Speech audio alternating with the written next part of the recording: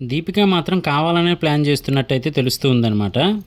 అంటే already 'spirit' movie నుంచి తీసేశారు తెలిసిందే గదా! ఇంకొక వైపేమో 'కల్కి' మూవీ నుంచి కూడా తీసేశారనమాట.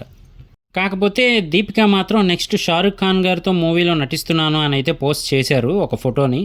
అంతకుముందు ఎప్పుడో నటించిన 'ఓం శాంతి ఓం'ని కూడా గుర్తు చేస్తూ ఉన్నారనమాట. కానీ ఇక్కడ ఆవిడకి అర్థం అవ్వాల్సిన విషయం ఏంటి అంటే, తీసేసింది ఈవిడ మీద కక్షతో కాదు, ఈవిడ చేసిన పని వల్లే అని.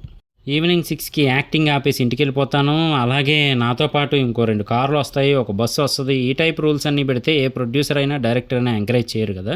ఓపెన్గా అమీర్ ఖాన్ గారే చెప్తూ ఉన్నారనమాట కొన్ని ఇంటర్వ్యూస్లో. ఏంటి అంటే, షూటింగ్కి ఏదైతే ముఖ్యమో దాని వరకు మాత్రమే ఏ ప్రొడ్యూసర్ అయినా డైరెక్టర్ అయినా చేయగలరు, కానీ నీ పర్సనల్ స్టాఫ్కి, నీ పర్సనల్ డ్రైవర్కి అన్నీ కూడా వాళ్ళే పెట్టుకోవాలి అంటే పెట్టుకోరు కదా.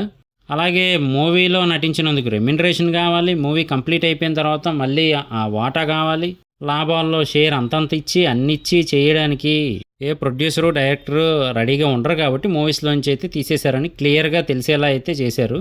కానీ ఇప్పుడు మాత్రం దీపిక టాలీవుడ్ మూవీస్ పోతే పోనీ, నాకైతే షారుఖ్ ఖాన్ గారితో నటించే ఛాన్స్ మళ్ళీ వచ్చింది అన్నట్టయితే పెట్టారనమాట.